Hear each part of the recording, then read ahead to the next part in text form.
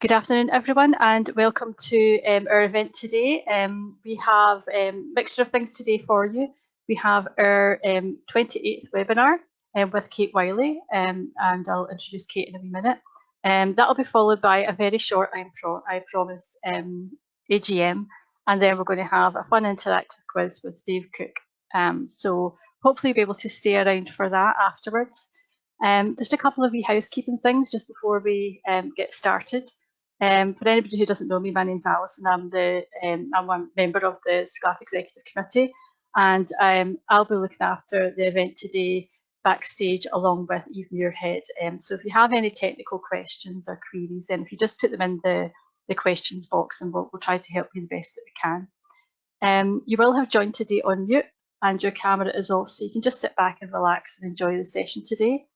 And if you do need to step away, then don't worry, you will be able to catch up on our YouTube channel later on, and I'll put the link for that for any of our past webinars in the chat in a wee while. If you do have any comments or if you've got any questions for our presenter today, then please do put them into the question box. And if we don't manage to get them answered live today, then we'll try to answer them offline if possible. So yes, as I said, if you stick around for the AGM, we will make it short. And there will be a couple of polls in that as well, where we just need to sort of like get sort of agreement for particular sort of SCLF management things. So if you could participate in them, if you're a member of SCLF, that would be much appreciated. And last of the housekeeping is that when you do come off this call today, you will be asked to fill in a short feedback form, and if you could fill that in with any suggestions of future webinars, that would be very much appreciated. So without further ado, I'm going to introduce our speaker today. So we're having a talk on the fairly new British standard 10176, taking soil samples for determination of VOCs. It came into effect on the 31st of May last year. And Kate is going to just take us through how to, knowing how to use it and what sort of preservatives to use when we're sampling soils. So Kate Wiley is the Technical Director at Element and a graduate chemist who's worked in environmental laboratories for the past 25 years in commercial, operational and technical roles. And I'm hoping as a chemist she will appreciate my Christmas jumper, which is a periodic table Christmas tree. So I will pass over to Kate now and take it away, Kate. Thank you, Alison, and thank you all for attending this talk today. As Alison said, I'll be talking about the BS 10176 2020 preservation options. The agenda today is just a quick introduction, and then what is the BS 10176, sampling techniques, and then the considerations and summary, and then we'll do a quick questions at the end.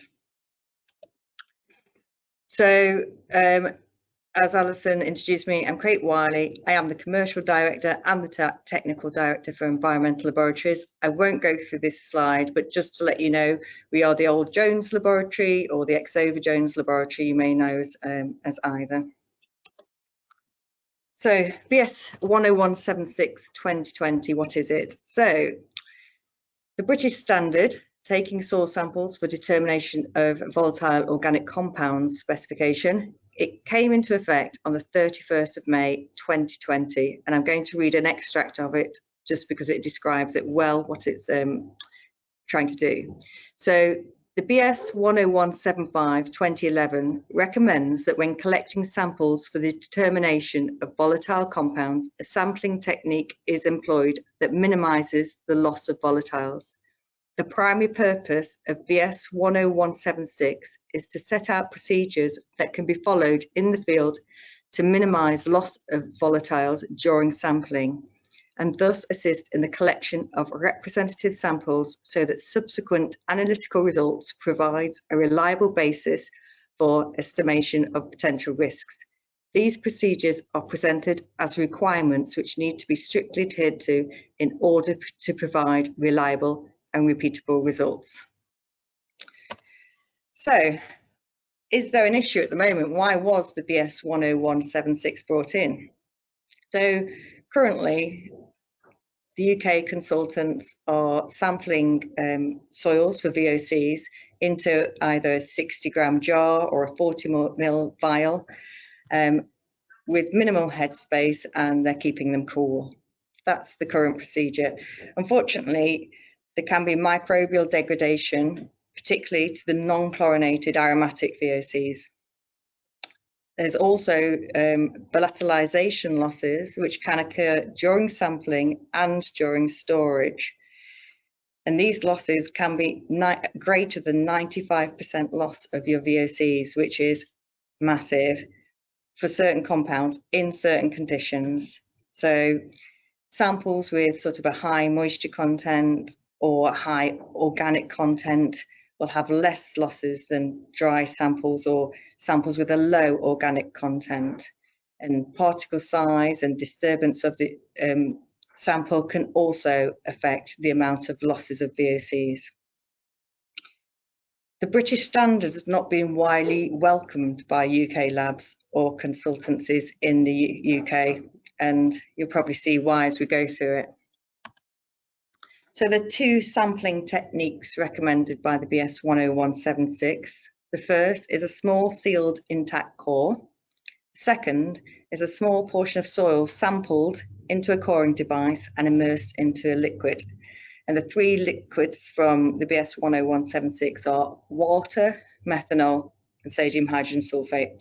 And I'm going to talk today about the pros and cons of each of these sampling techniques and which is the best to use, or you can make your own judgment on the best to use. So first of all, the intact core. It's the easiest option in the field, and you literally using a coring device, you take a small plug of soil into a disposable liner. And I put a picture up on the slide. The two white bits, they are the disposable liners, and the metal one is a reusable coring device. And these ones here on the picture, the reusable coring device is about $100, I believe, or something like that, but it's reusable, so that's not such an issue. But the disposable liners are about $14 each. I don't have UK prices, sorry, but obviously they might become cheaper, but they're about $14 each. And when you need to take them in duplicate, that adds about $30 on top of your normal VOC price, analysis price. Also, the whole of BS 10176 is targeted at cohesive soils. So it's not for sand or rocks, and it'd be difficult to take a sandy or gravelly material into these small coring devices. The holding time for these samples in the little coring devices are only 48 hours. So it's not long at all. And this is an issue in the UK, as probably many of you know. Well, first of all, generally samples can get to the laboratory in 24 hours, but it's not guaranteed, especially at this time of year where the couriers are not very reliable. Secondly, when those samples arrive in the laboratory, you have to log the samples in, schedule the samples, and then analysis can start if there is available capacity at that point. And most laboratories, I'd say all laboratories, do not know what samples are coming in the next day. So you may have too many samples to run that day. In addition to this, you need to take duplicates for repeats or dilutions, but after your sample has run, it's unlikely to get that in the first 48 hours. So those repeats or dilutions on the second duplicate, that second duplicate will be out of holding time by then. You can actually get the soil sample and put it into methanol when you get into the laboratory, which will preserve it for another 14 days. However, that adds extra costs to the whole process as well. So currently Element do not offer this method, but as we say, you can preserve it when it gets to the laboratory, which we do offer. I will, to be balanced, if there's any laboratories on this call, I will ask at the end to see what every laboratory is offering at the moment, because then that'll give everyone a bit more insight. The second option is to use a coring device and take a small plug of sample again, 5 grams, and immerse it into a liquid. So this is for the 3 liquids I mentioned earlier. So I've shown what we currently use, but there's very similar ones on the market as well, or used by other laboratories. The greeny blue sampler, that's can be reused, and then you have the white plastic part, that's a disposable sleeve, and it takes 5 grams of sample. You can reuse that disposable sleeve for the duplicate because it's the same sample, so you're not doing cross-contamination. And you just take 5 grams of sample and then you put it into the vial with the liquid. It's important to know that you must not change the weight of the vial, because this vial has got liquid into it. It's been pre-weighed in the laboratory, and so we weigh it when it goes out. You put the soil sample in, we weigh it when it gets back to us, and the difference will be the weight of your sample. It's very important to get that accurate. So you cannot splash any of the liquid out because that'll change the weight of the whole sample, and you cannot add any extra labels to it, and you mustn't get soil on the outside or in the threads of the vial. Again, this is for cohesive samples. However, if a non-cohesive sample can fit into the vial and go under be immersed in the liquid, it's better than not preserving at all. So even though the BS 10176 is for cohesive soils, it can be applied to improve the stability of the VOCs in soils after sampling to other methods. I'm just going to stop sharing my screen for a moment because can you all see me? I'm assuming that's a yes. Shout if not. So this is the sampling corer we use, and this is disposable liner. As you see, it's very simple. It's a little bit like a syringe. Hold on, you just pull it out there. That was just the cap. So pull it out there. So it's a bit like a syringe. This disposable liner has a cap in here. It's got 2 ridges on here. One says 5 grams, the other says 10 grams. So sorry, there's the 5 and 10 grams. So this all comes apart, it's all reusable, this bit. So you just push it down, twist it, so it says 5 grams there. It's very simple to use. You push this in, you push it right in until it fits in. And this bit here, there, is now 5 grams. Obviously in the field, you won't be touching it with your fingers, you'll be wearing gloves, etc. But I'm just showing you, so it's quite simple to use. And then you'd push that into your soil, and then again it's just like a syringe. So you've got your vial here. This would be pre-weighed in the laboratory. Oh, hold on, pre-weighed.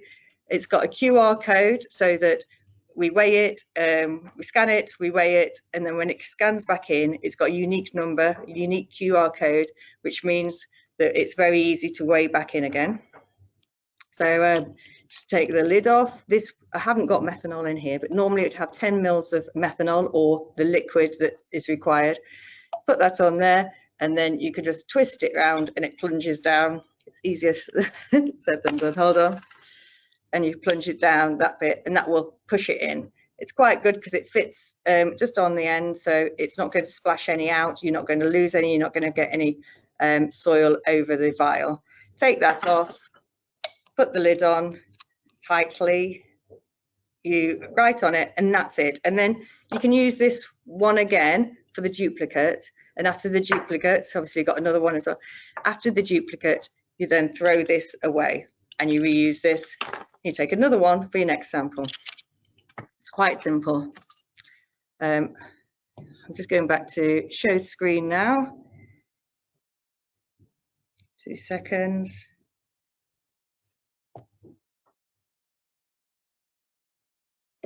Right, so just going through that. So that's the coring device I've just shown you. I'm going to go through the 3 preservatives that's mentioned in the BS 10176. So the first would be using water, And the BS 10176 recommends using water when preservatives cannot be used. So if a site cannot have methanol or any other preservatives on it. The vial must not be opened after sampling. So this is an issue for most UK laboratories, depending on what method they use. But generally, if you've got water in a vial, you cannot put it straight onto your instrument because you need to add surrogates. Quite often you'll add salt to help the VOCs go into the headspace if you're using the headspace method. And generally we're just not set up to do it that way. I will ask you the laboratories at the end as well if, how they are handling this, if they're offering it. Interestingly, the water does not preserve the sample, and there's still losses to headspace, so it's not a great preservative. It does reduce losses to pore space, which is okay. Again, only 48 hours holding time unless frozen, and there is risk of vials cracking.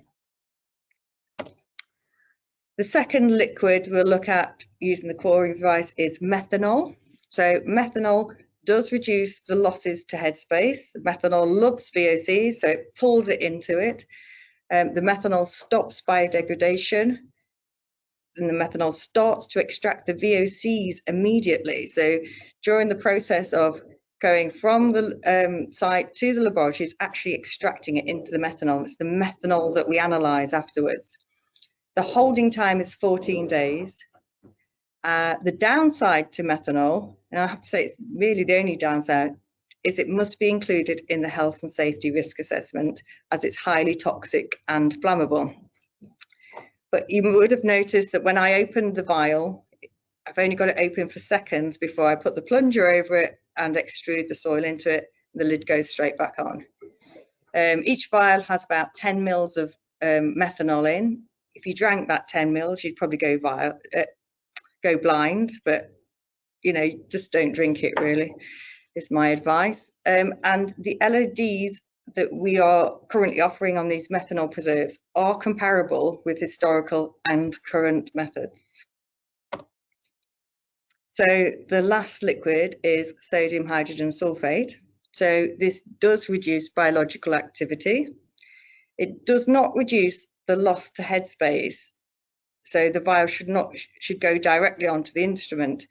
And again, so this is the same with the water, where the UK laboratories generally have an issue. They do not follow this procedure. So this is an issue for us.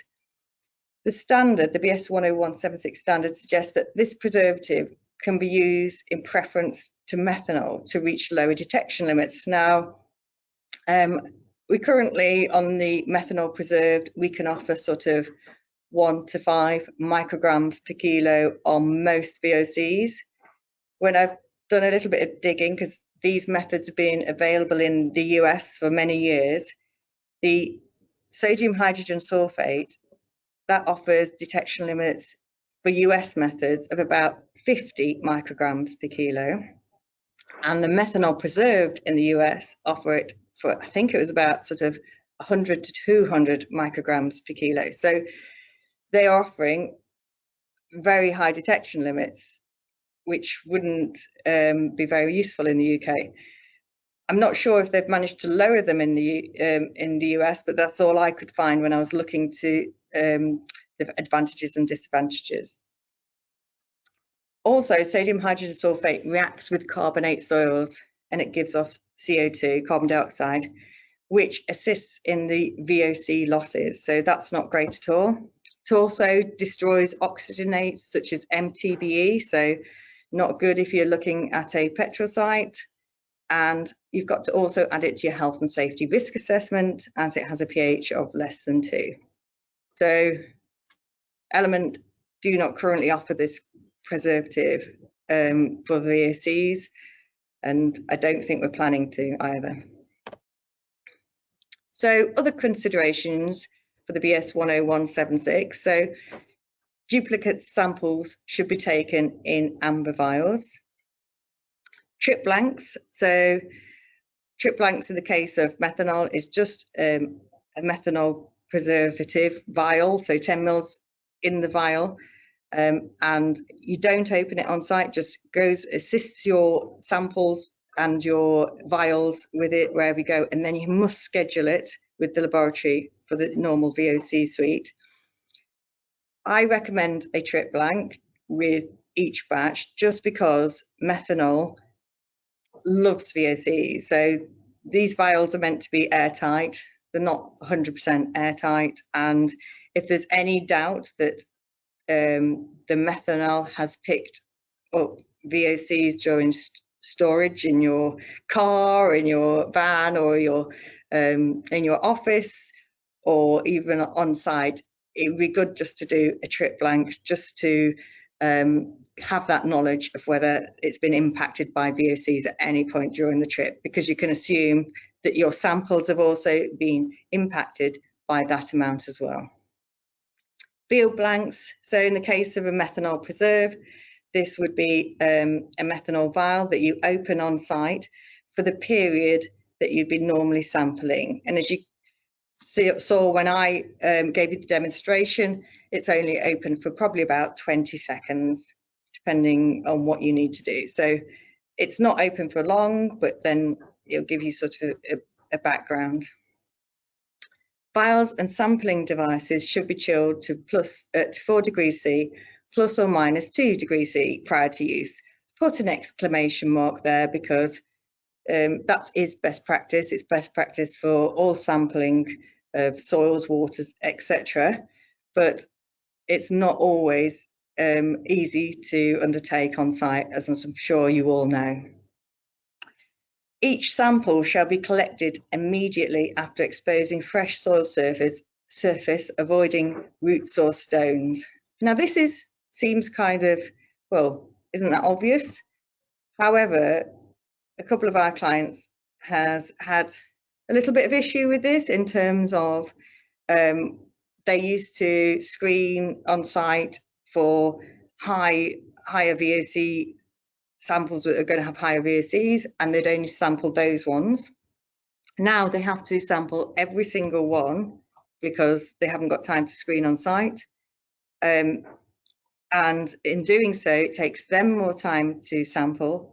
It also, even if they don't schedule the samples, they have to pay for the consumables because there's methanol, there's time taken to pre-weigh all these samples, sample containers, and the vials themselves. So it's a lot more time consuming and costly in terms of consumables. And then just remember, ensure threads of the vial are clear of debris, as we can have losses of methanol or liquid or whatever liquid you're using if it's not completely airtight. Unpreserved sample is required for moisture content. So we report all our data on dry weight basis, and you can't analyse VOCs on dry soil. So we do a separate moisture content. If you've got a full suite of tests like metals, pHs and everything else, then we'll take a moisture content from that sample. But if you've not got anything else scheduled on these samples apart from VOCs, you must supply an extra sample, and it can just be sort of 30 to 50 grams in a plastic bag or a jar or anything, because it's only just, as long as we keep the moisture in there, we don't change the moisture content. Client feedback so far is that it can add 30 minutes to an hour per day, depending on your sample numbers. However, this feedback was given to me in the summer, so it's not always, it's great. Also, people say that the standard was set up to have nice tables to do all this on and in a covered area, whereas some of our clients will be working out the back of a van, and it's not ideal to undertake this sampling in that atmosphere. So I've done a quick summary because it's not always obvious what's negative and positive. So you can see the 4 options down the left-hand side, and anything in green is positive. So you can see that methanol has the most positive, the only downside being its health and safety risk. That needs to be added to your health and safety risk assessment anyway for site. And also the first two, the sealed intact core and the water, without doing any extra preservative on top of that, it only has a 48-hour holding time, which can be an issue. And finally, just to be aware, the standard does not exactly describe the analytical methods to use. There's plenty of analytical methods out there for sort of the methanol preserved, etc., but it doesn't actually describe it in the method. The standard does not cover sampling of non-cohesive soils. It's all for cohesive soils, and if you imagine, well, you know yourself, there'll be lots of soils that you're sampling that aren't covered by this standard. Methanol preservative does improve the sample integrity for VOCs for all soils. So have we got any questions?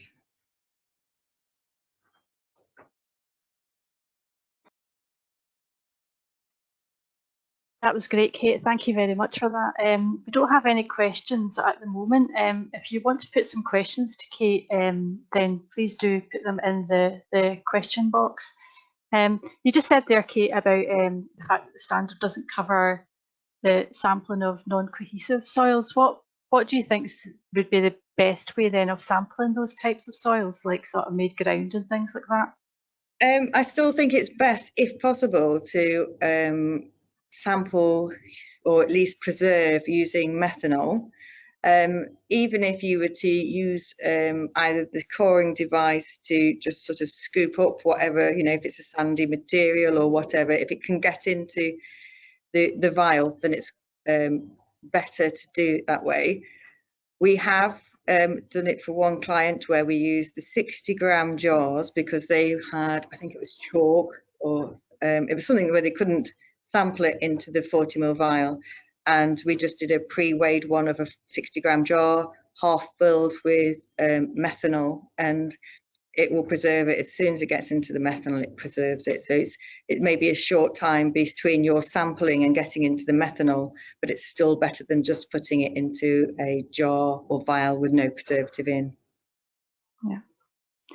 Yeah. Dave Cook's come out with what might be a bit of a controversial comment. Says it seems a bit over the top for routine sampling. Maybe it was something that would be used for like requiring further justification for phased site investigations. What would you say to that? It is adding a lot more time and effort onto most sampling.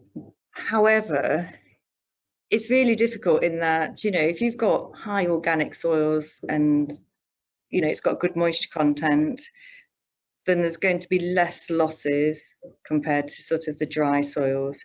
It is improving it though, you know, and America's been doing it for years, over in the continent as well. Europe's been doing it for years. It's the UK is way behind other countries in this. I do think it's an improvement, but it's whether the UK market will take this. That's the problem. I mean, is there? Yeah. I mean, I'd like to hear from any of the laboratories if they're on the call. I don't know if there's anyone. I'm going. Yeah, Chris Provins actually. He's got his hand up. He's happy to come on the call. Just make him a panelist. He should be able to come on, I think. This is new territory for me. I've not done this before in the middle of a meeting, so I don't know if you're able to come on now, Chris.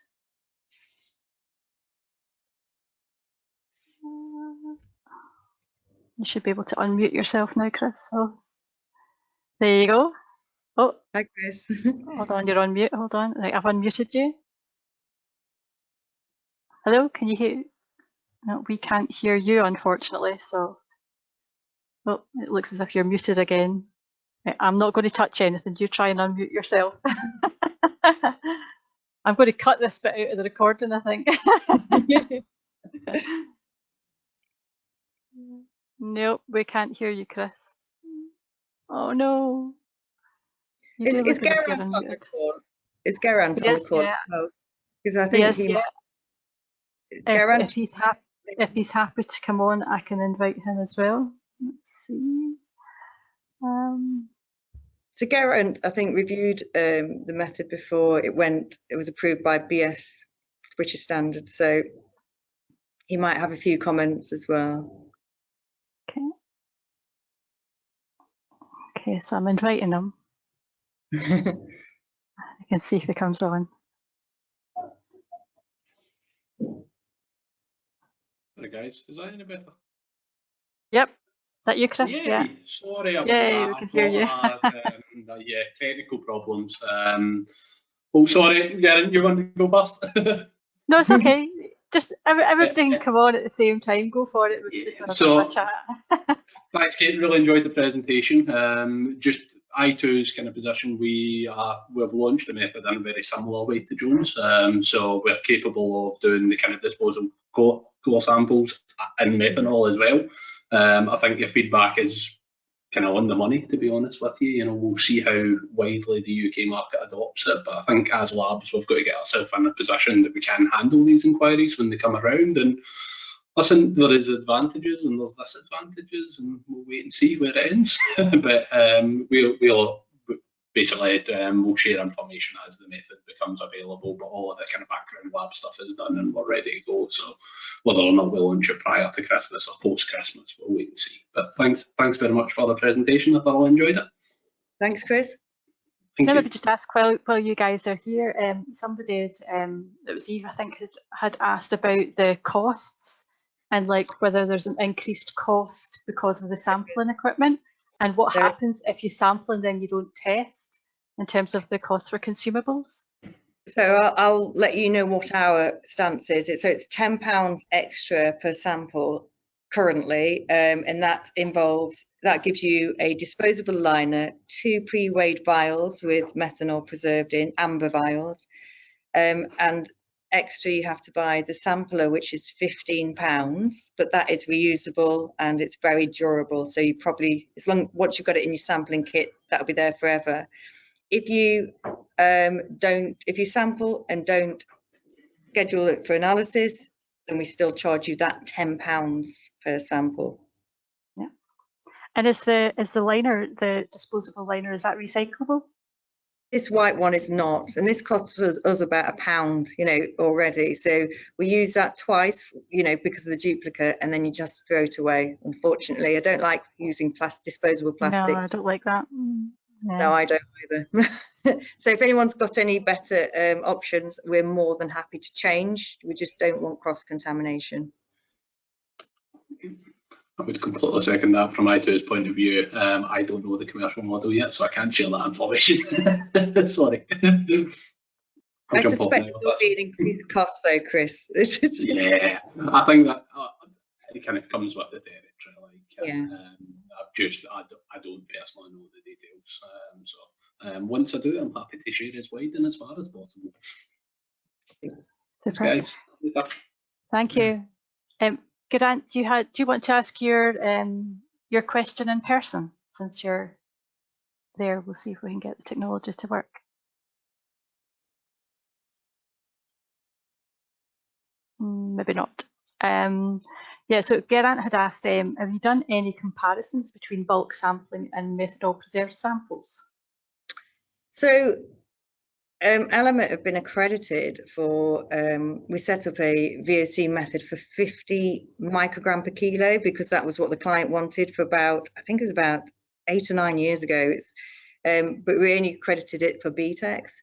And so our client actually wanted to do it themselves. So years ago, the client did it on site and did the comparison. And on that site, the VOCs in methanol were a lot higher than the VOCs, and it was a heavily contaminated site, and that client is still with us and has adopted this process for, I think, all its sites because we are providing methanol vials to them. So as soon as this came along, they did this for all their sites.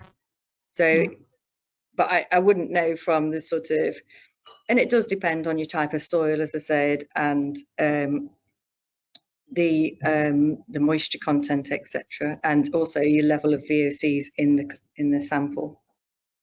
Yeah, and Grant's just commented perhaps we should share data on the different approaches. So I don't know if that's something that we can. I mean, the problem is to actually get a different. It would have to be done by the consultant on site, because it has to be done at sampling points. So you have to take 2 samples, one methanol preserved and one not methanol preserved.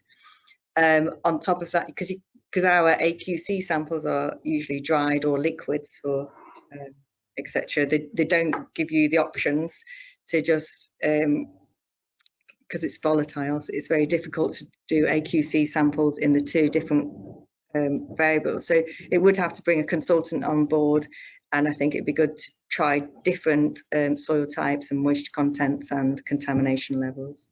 Yeah, sounds like a wee research project for someone.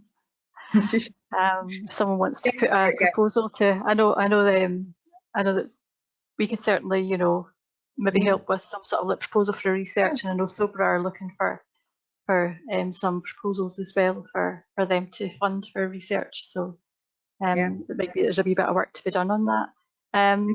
Keith has asked, do you have any feedback from local authorities on like what they're thinking about this standard, whether it must be used, should be used, for stuff that's coming across their desks? No, is the first answer. I think local authorities are slow to catch up. I have done, I think, a few talks to the Scottish local authorities. I don't know what the English ones think of it at all. Not had any feedback, sorry. Right, okay.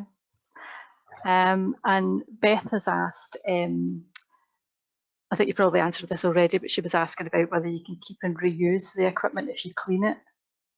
So yeah, this one doesn't actually touch the soil whatsoever. It can be washed under the tap with water.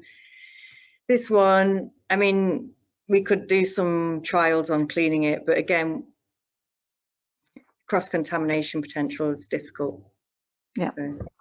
I mean, I guess the whole point of this is that you're looking for ultra low levels Absolutely. of a lot of these, you know, so yeah. Gerant has just made another comment as well, just saying that from the results that they have, the methanol makes a significant difference to the VOC results. So that's good to know. Dave Cook's asked, do you have any comparison against direct headspace testing? No, well, only client data that they did, but the problem is with that is I can't share that with anyone because it's not my data. Yeah. Okay. I think that's probably all the questions we have now, unless anybody else has anything that they want to add, if they want to put their hand up and come on, just double check that. But otherwise, I think I'll just we can just leave it there, and what we'll do is we'll just take a short break before AGM at 5 o'clock. So thank you very much, Kate, for the presentation. And as I say, if you want to watch this again, then it'll be on our YouTube channel shortly-ish. Maybe not until after Christmas, I'll see how I feel.